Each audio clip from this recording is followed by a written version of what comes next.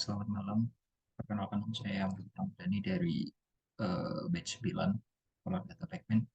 Dan di sini ingin mempresentasikan hasil proyek saya terkait resource analytics, di mana outline-nya sendiri itu ada sekitar 7. Yang pertama ada introduction dari dataset sendiri, kemudian ada objek analisisnya, tujuan analisis, dan bagaimana analisis studi report dan fitur-fitur apa yang digunakan. Kemudian ada hasil dashboard, juga demo dashboard secara interaktif, dan hasil terakhirnya nanti berupa insight dan rekomendasi dari project yang saya telah gunakan. Baik. Oke, um, mungkin langsung aja kita lanjut ke introduction datasetnya. Dataset ini merupakan saya hasilkan dari Kaggle, di mana berupa fitur-fitur mengenai interaksi sebuah karyawan disinyalir memiliki efek yang cukup mungkin bisa berhubungan atau mungkin berhubungan terkait attraction atau seseorang karyawan atau satu karyawan itu meninggalkan perusahaan atau tidak. Mungkin ada beberapa hal yang mungkin yang saya perlu tekankan, di mana terdapat ada data ordinal dari skala 1 sampai 4, di mana semakin besar nilainya, semakin bagus penilaian terhadap suatu atribut yang dinilai itu. Dan di dalam data tersebut tidak dijelaskan apa itu skenario-nya maupun cost-nya, tapi untuk cost sendiri akan saya buat sendiri berdasarkan objek analisis dan hasil yang saya telah hasilkan dari project ini. Di sini ada sekitar 6 predictive analisis, di mana ada masing-masing mungkin ada turunannya, tapi yang jelas secara umum ada 6. Yang pertama itu bagaimana komposisi struktur perusahaan berdasarkan departemen, kemudian bagaimana distribusi umur pekerja, kemudian berapa banyak karyawan yang mengundurkan diri atau tidak bertahan di perusahaan, dan bagaimana berapa rasionya, kemudian berapa rata-rata performance, relationship, work-life balance, dan job satisfaction di karya untuk setiap karyawan atau rata-rata seluruh karyawan di perusahaan, dan apakah terdapat pola karyawan tidak bertahan atau meninggalkan perusahaan berdasarkan job level yang mereka pegang. Dan yang terakhir itu bagaimana rasio pekerja yang meninggalkan perusahaan berdasarkan pola bisnis travelnya. Mungkin di sini ada tujuan analisis, tidak banyak, 4 saja, tapi yang jelas ini menjelaskan bisa mencakup keseluruhan dari objektif analisisnya. Yang pertama mencari sebuah hipotesis, asal alasan ini typo, alasan karyawan meninggalkan perusahaan, menurunkan rasio karyawan yang meninggalkan perusahaan jika diperlukan, mengetahui rasio ordinal yang berhubungan dengan perasaan karyawan sama pekerja, dan yang terakhir menentukan langkah selanjutnya agar operation tidak mempengaruhi kinerja perusahaan di masa depan ataupun di masa yang sedang berjalan. Di sini ada bagaimana hasil itu report dan fitur-fitur yang telah digunakan. Untuk objektif yang pertama, saya menggunakan grafik Sunburn, di mana membagi total karyawan di setiap divisi untuk kemudian dibagi dengan total karyawan untuk komposisinya. Untuk objektif yang kedua itu menggunakan bar plot dengan bantuan table itu mencari distribusi pekerjanya. Kemudian objektif ketiga menghitung seluruh pekerja yang attraction, kemudian membaginya dengan seluruh pekerja untuk mendapatkan rasio attractionnya.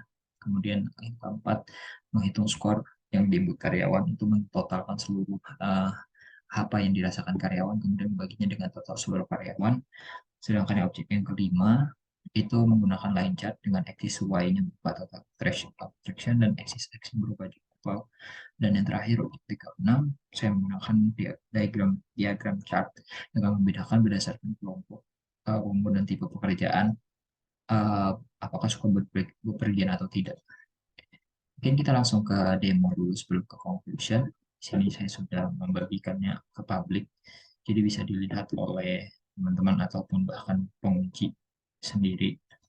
Di mana di sini untuk kita, oh ya, saya table dulu bahwa ini hmm, bahwa background ini saya dapatkan dari internet, dan saya kemudian uh, masukin beberapa analisis yang diperlukan.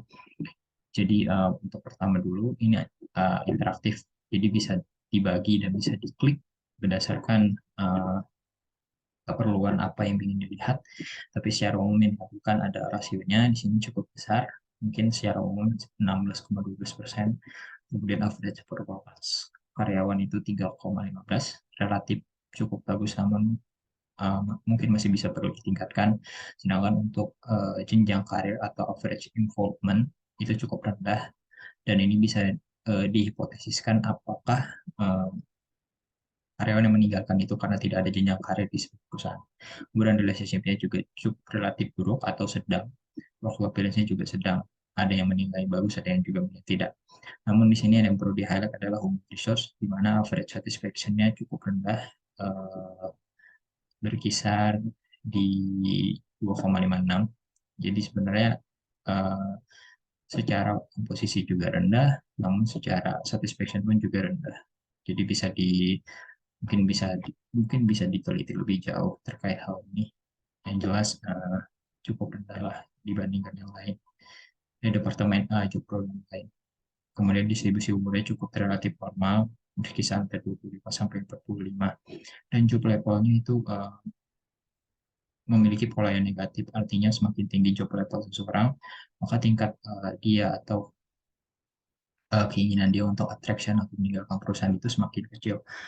Jadi perusahaan bisa mempertimbangkan apakah dapat menaikkan jabatan seseorang atau jabatan pekerjaan yang mereka pegang dengan uh, apa dengan alasan-alasan tertentu.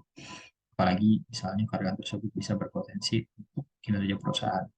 Kemudian kalau misalnya kita lihat berdasarkan grup age-nya sendiri, itu kelompok umur 25 sampai 34 itu paling banyak yang meninggalkan perusahaan. Jadi dengan kata lain, bisa dibilang mereka ini mencari uh, penghasilan yang lebih mapan, atau yang jelas dari jenjang karir yang menuntut menuntut mereka di masa depan.